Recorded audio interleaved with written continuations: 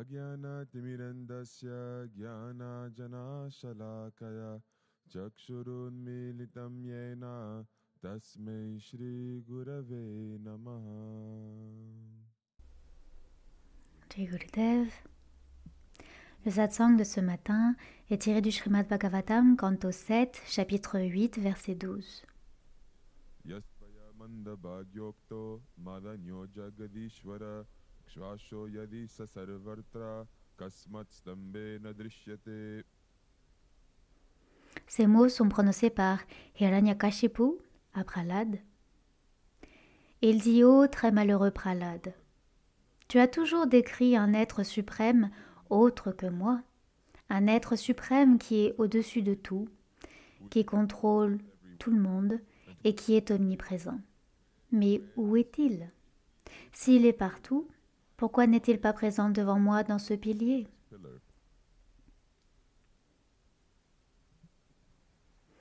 Il y a deux points que je voudrais vraiment me concentrer.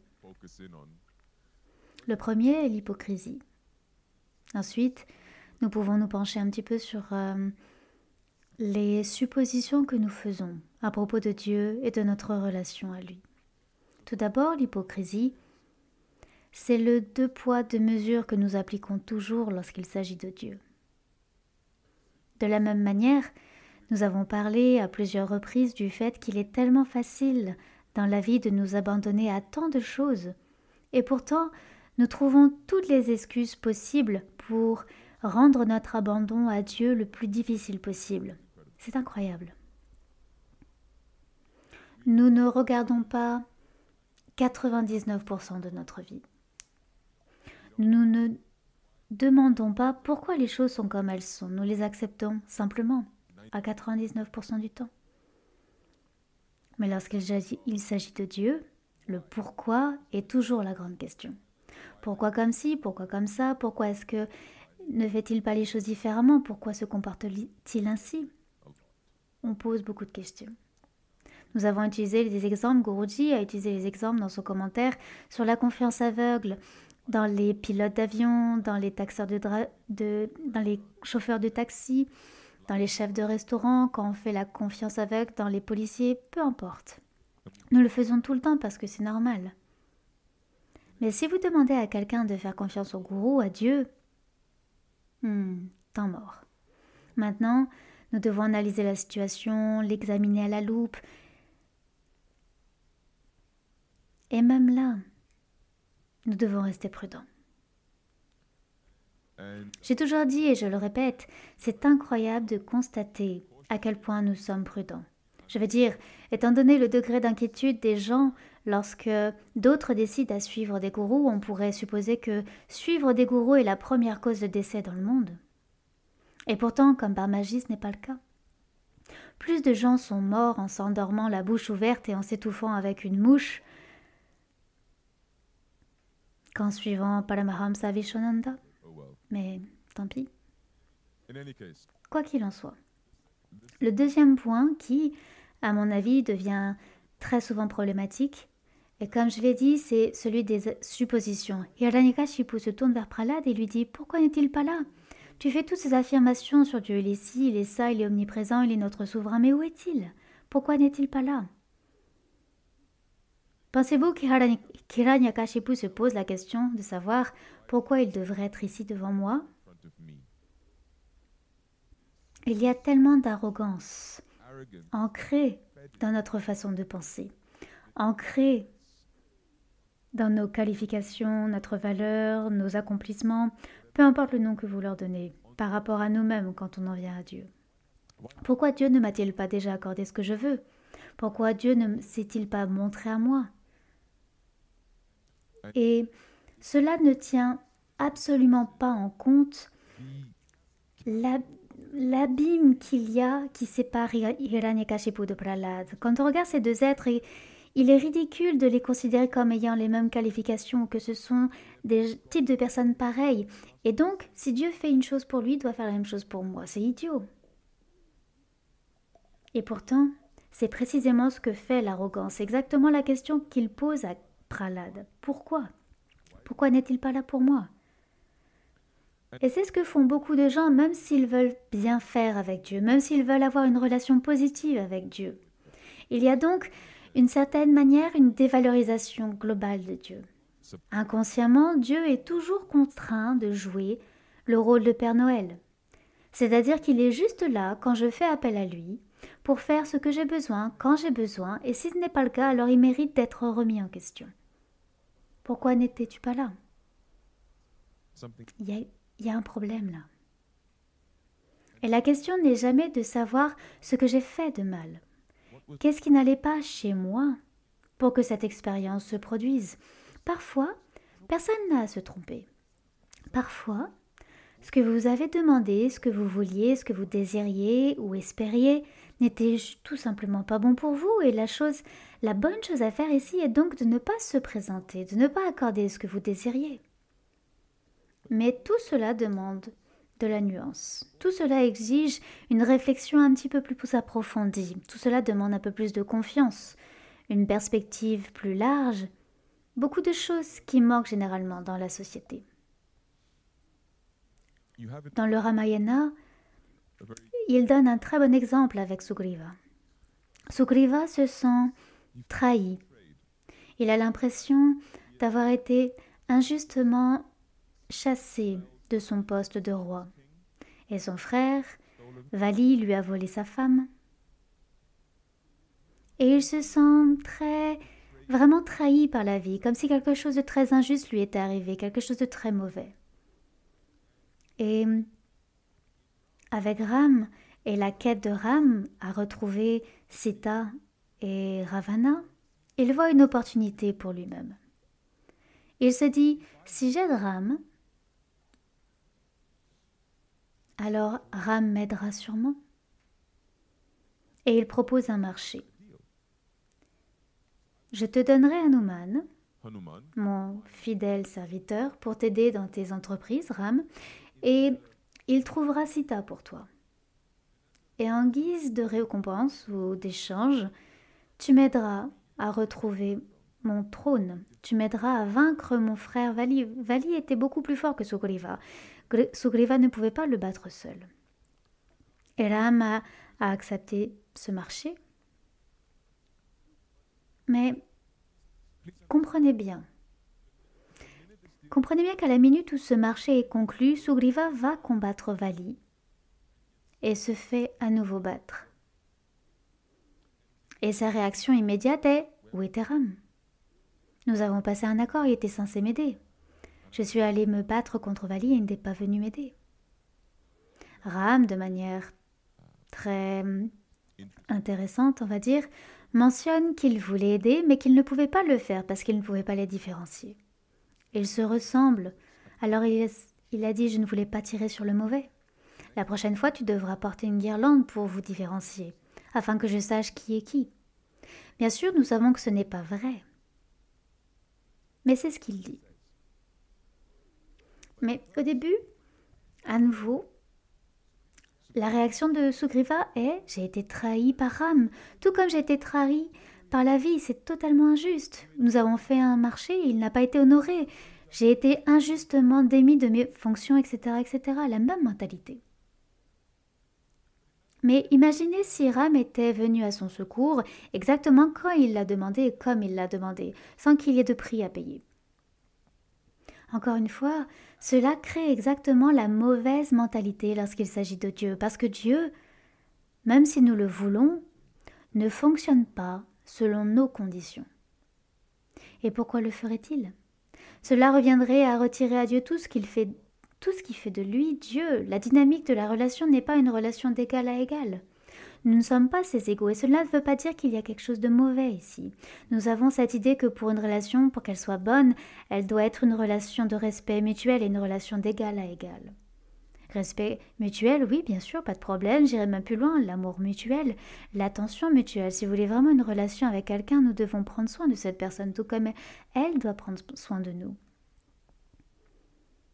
Mais être égaux, c'est l'un des plus grands mensonges et fantasmes que les gens se racontent simplement parce que c'est un concept plus agréable. Parce qu'il n'y a pas deux personnes égales en général.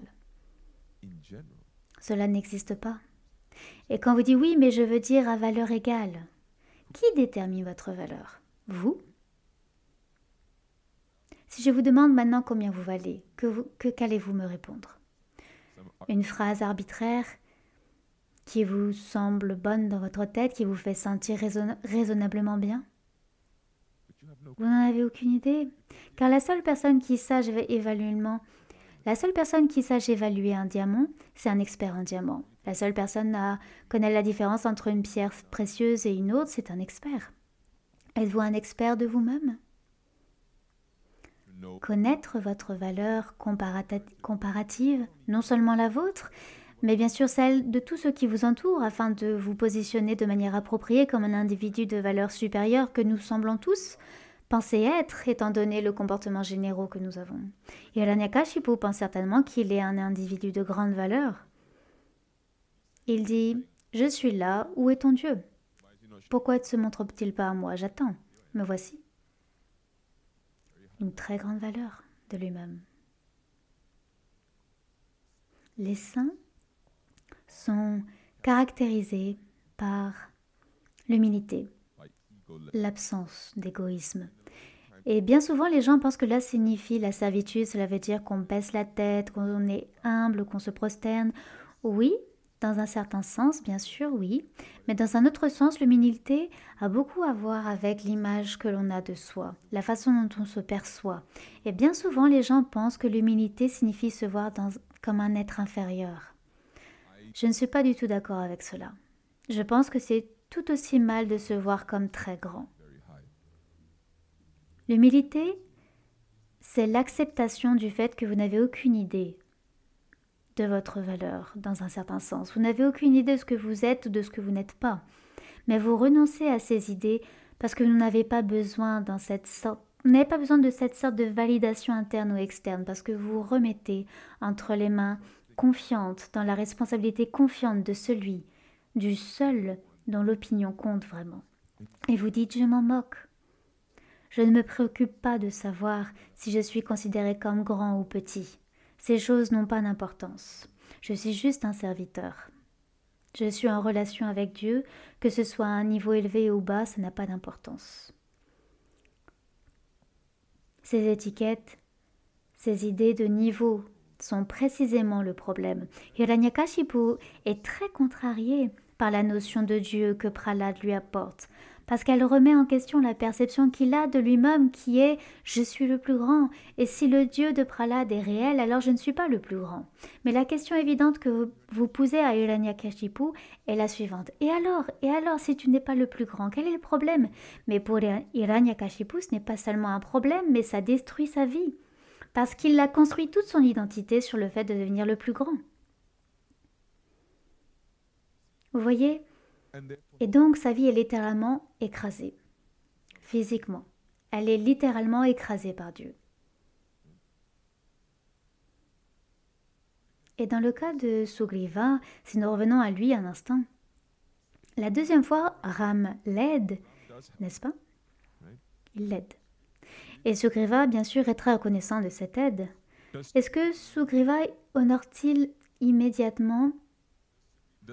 Est-ce que Sugriva honore immédiatement sa part du marché? Ram l'aide à retrouver son royaume, à retrouver sa femme, toutes ces choses. Mais la réaction immédiate de Sugriva est de profiter des fruits qu'il a retrouvés. Sa réaction immédiate n'est pas « permettez-moi d'honorer ma part du marché, permettez-moi d'aller immédiatement aider Ram à retrouver Sita ».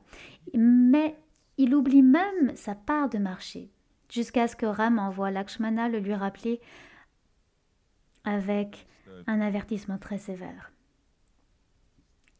Il suffit de penser à l'opportunisme de notre mental, à quel point notre ego, pour que même à la lumière d'un tel échange avec Dieu lui-même, d'une conversation, d'un marché qui a été conclu, nous n'aurions pas notre part du marché. Pourquoi? Parce que est-ce qu'il ne voulait pas l'honorer? Non, mais s'il a été distrait. Par quoi? Par la poursuite de son propre bonheur, par la poursuite de ses propres objectifs. C'est un point commun à presque toutes les interactions que les gens ont avec Dieu. que ce soit dans les Écritures ou dans la vie réelle. Ils ont tous leur objectif. Nous avons tous ce que nous attendons de Dieu. Et dès que cela commence à se manifester, dès qu'on commence à obtenir ce que l'on veut de Dieu, alors celui qui nous l'a donné, celui qui nous l'a facilité, c'est-à-dire Dieu, commence à devenir une chose secondaire dans notre vie. Nous ne pensons pas à lui parce qu'il n'était qu'un moyen de parvenir à la fin. Et la fin, c'est ce que nous voulions, le bonheur, le succès, peu importe ce que l'on veut. Mais le problème avec Dieu, c'est que on ne peut pas abuser de lui. On ne peut pas l'utiliser comme on pourrait utiliser d'autres personnes dans notre vie. Nous pouvons parfois utiliser quelqu'un pour un gain personnel et une fois qu'on a obtenu ce gain, on commencera à rejeter cette personne, à l'ignorer finalement, à s'en éloigner parce qu'on n'a plus besoin et on se débarrasse de cette personne. Et Dieu n'acceptera pas d'être mis de côté. Il vous regardera et vous dira « Tu veux m'écarter de ta vie ? Alors, permets-moi de te reprendre les avantages que tu as reçus de moi dans la vie. » Aussi facilement qu'il donne, il reprend. Et c'est précisément la menace qu'il donne à Sugriva. Aussi facilement que tu jouis à nouveau de ces plaisirs de la vie, je peux te les enlever. C'est juste comme ça. Si vous écoutez quelque chose comme cela, la réaction sera d'avoir peur. Vous serez dans une peur perpétuelle. À tout moment, Dieu peut m'enlever ce que j'aime. Mais la seule personne qui a peur est celle qui sait qu'elle ne vit pas de la bonne manière. Si vous vivez votre vie comme vous êtes censé le faire, vous n'avez rien à craindre. Dieu ne va pas vous punir. Dieu n'est pas vindicatif. Il n'est pas quelqu'un qui cherche à vous faire du mal de n'importe quelle manière que ce soit, mais il cherche à vous enseigner. Dieu cherche à vous enseigner. Si vous êtes têtu et que vous n'apprenez pas les leçons qu'il essaye de vous enseigner, ne soyez pas surpris s'il vous enseigne la même leçon encore et encore et encore jusqu'à ce que vous l'appreniez. Ce n'est pas parce qu'il ne vous aime pas, ce n'est pas parce qu'il veut vous punir, mais c'est le contraire. Il vous aime tellement qu'il ne vous permettra pas d'échapper au fait de grandir. Il ne vous permettra pas de fuir ce que vous devez affronter, de devenir meilleur, de grandir parce qu'il vous aime. Faut-il avoir peur de cela? Seulement si vous ne le voulez pas. Seulement si vous ne le voulez pas. Si vous ne voulez pas devenir meilleur, si vous ne voulez pas grandir, si vous ne voulez pas progresser spirituellement, alors vous pouvez avoir peur, parce que cela signifie que toute interaction que vous aurez avec Dieu sera au minimum hypocrite, parce que vous n'avez pas les mêmes priorités, vous n'avez pas les mêmes raisons d'interagir. Vous voulez ses cadeaux, lui, il veut se donner à vous. Et c'est là la grande différence entre Hiranyakashipu et Prahlad. Lorsque Hiranyakashipu est vaincu, Nalasingadev parle à Prahlad et lui dit « Je suis tellement heureux de ta dévotion, demande-moi n'importe quoi, je te le donnerai, n'importe quoi. » Et même dans un tel moment, même en tant qu'enfant, Prahlad lui dit « Je ne veux rien. Je ne t'ai jamais rien demandé, je ne vais pas le faire maintenant. » Et Nalasingadev insiste. « Non, s'il te plaît, demande, il doit bien y avoir quelque chose que tu voudrais. » Et finalement, la seule demande de Prahlad est « Donne-moi la force de ne pas t'oublier, de rester toujours dans cette position de serviteur. Car après tout, je suis maintenant le roi des Asuras. Je serai entouré de gens qui n'ont pas nécessairement une bonne influence. Alors, s'il te plaît, bénis-moi que je ne t'oublie pas, pour que je n'oublie pas la position que j'occupe par rapport à toi. » C'est une mentalité très différente. C'est une mentalité très rare. Combien de fois posons-nous à Dieu et au gourou la même question qu'Hiranyakashipu a posée à Prahlad? La question était la suivante. Tu prétends qu'il existe un Dieu omniprésent qui nous contrôle tous, qui contrôle tout. Où est-il? Pourquoi n'est-il pas ici, devant moi, en ce moment même? Je suis sûre qu'aucun d'entre vous ne le fait aussi ouvertement et aussi fortement que Hiranyakashipu. Mais je serais très surpris que vous ne l'ayez jamais fait auparavant. Et si vous ne l'avez pas fait, je soupçonne que vous le ferez un jour. La raison à cela, Eh bien, le contraire, c'est-à-dire de ne pas le faire, est à la limite de la sainteté. Parce que c'est littéralement ce que la Bible nous demande. C'est ce que tant d'acharya et de saints ont dit, c'est avoir la foi. C'est vraiment s'abandonner sans aucune preuve. Car la preuve, ce drôle de mot, la preuve, c'est bien qu'on a des conversations. Je demande parfois aux gens qu'est-ce qui serait une preuve suffisante pour vous et ils trouvent toujours des choses bizarres. Mais on ne va pas aller par là. Le fait est que la preuve, quelle qu'elle soit pour vous, peu importe ce que veut dire pour vous la signification, la preuve de la divinité, la preuve de Dieu, ironiquement, vous pousse à vous abandonner. Elle vous oblige à être d'une certaine manière. Et parce que c'est forcé, vous ne le ferez jamais volontairement. C'est donc en fait l'une des pires choses qui puissent vous arriver, que Dieu se prouve à vous. C'est l'une des pires choses qui puissent vous arriver. Et vous vous dites, mais c'est bizarre, qu'est-ce que tu veux dire? Cela renforce ma foi, cela me rend sûr, ça me rend fort. Non, cela vous rend très peu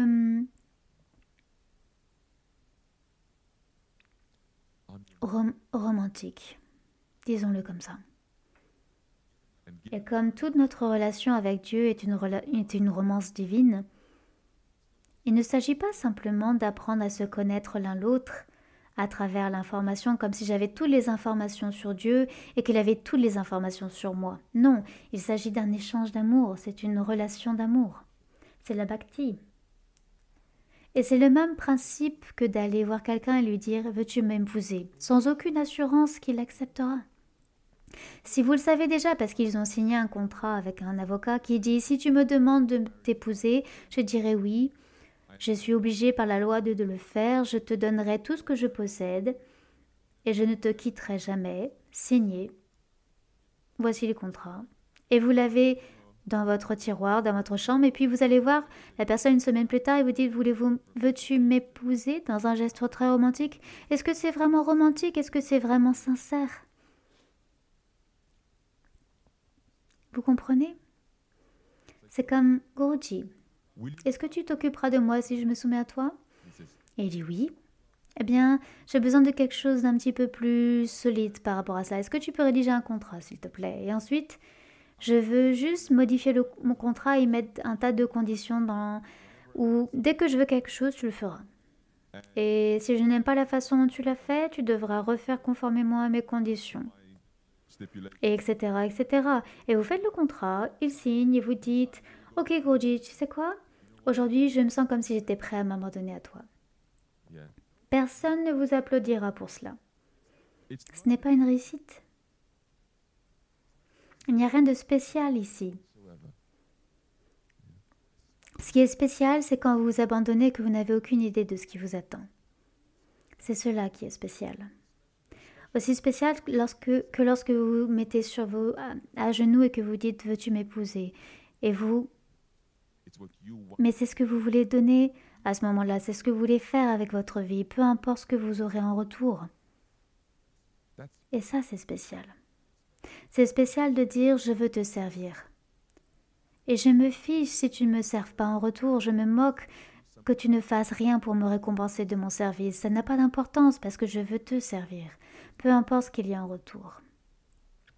C'est ce que je veux faire pour toi par amour. Pas à cause d'un marché, pas à la suite d'un échange, pas par promesse. Je pourrais vous dire tout cela, je pourrais dire que Krishna vous a promis énormément de choses. Il l'a fait, lisez la Bhagavad Gita.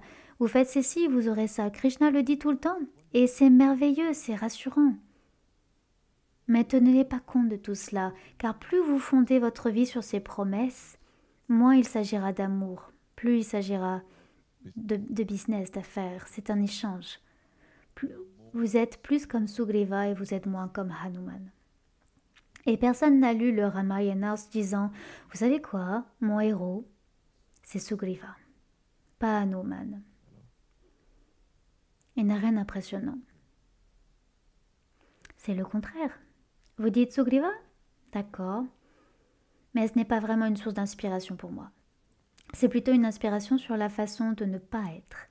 ungrateful, Comment il est ingrat use à utiliser Dieu, à faire des affaires avec Dieu. Hanuman, comment puis-je mieux vous servir? J'ai besoin d'un médicament pour guérir Lakshmana. À quoi ressemble le médicament? À ça. Je n'ai aucune idée à quoi il ressemble. Quelle sera la réaction d'une personne normale? Je sais pas à quoi ça ressemble, qu'est-ce que je peux faire? Envoyez quelqu'un d'autre, donnez-moi de l'aide, donnez-moi une photo, quelque chose sur Google. Mais que fait Hanuman? Je ne sais pas à quoi il ressemble, j'apporterai toute la montagne, c'est pas grave. just fly. Il s'envole et apporte la montagne, et voilà. C'est une personne impressionnante, ça. Orienté vers le service, recherchant des solutions, qui ne pose pas de questions, qui n'est pas trop rationnel. So Pour conclure, je pense qu'il est très important d'aborder ces deux points. Le premier que j'ai souligné, c'est l'hypocrisie. Il est très important que nous nous penchions sur l'inconstance. Et si vous ne pouvez pas le faire, au moins admettez-la. À quel point nous sommes instables dans la vie.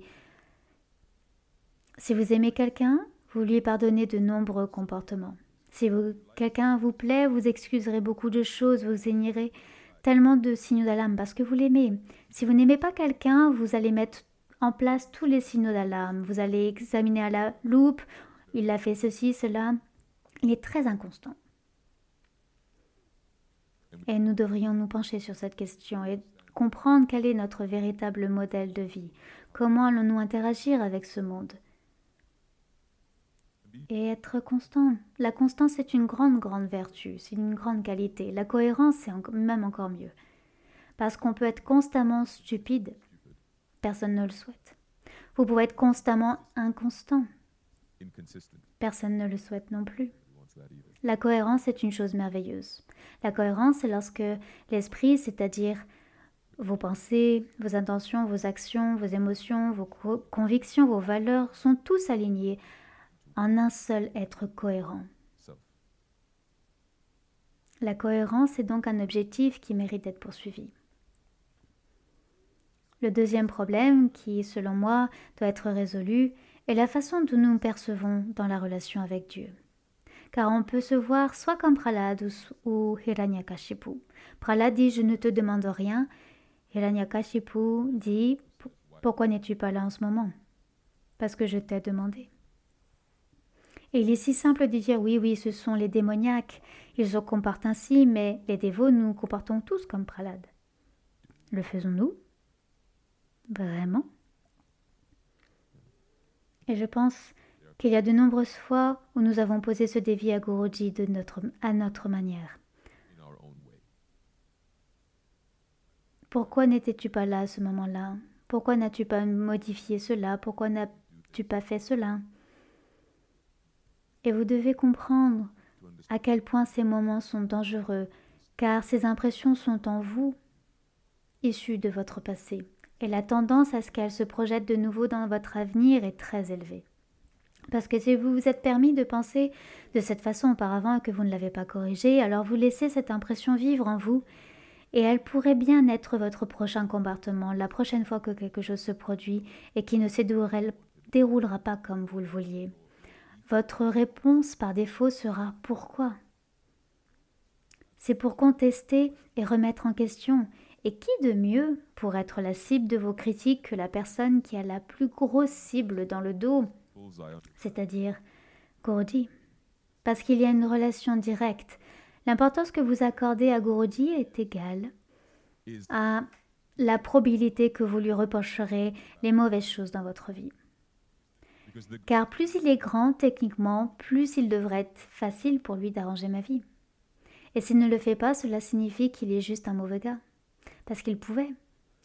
Et quel que soit le nombre, peu importe le nombre de satsangs que vous entendrez, où Guruji est incroyable, il est génial, vous allez entendre les satsangs où il a guéri le cancer de ces personnes, il y a eu ce miracle qui a complètement changé leur vie, vous allez entendre tous ces miracles, mais si vous avez en vous ce samskara de défi, comme l'a fait Hiranyakashipu, vous entendrez ces histoires et au lieu de vous donner un sens d'émerveillement, au lieu d'éveiller et de nourrir votre cœur, cela nourrira cette vigne qui vous étrangle dans votre spiritualité et qui dit, si tu as pu le faire pour eux, pourquoi ne l'as-tu pas fait pour moi?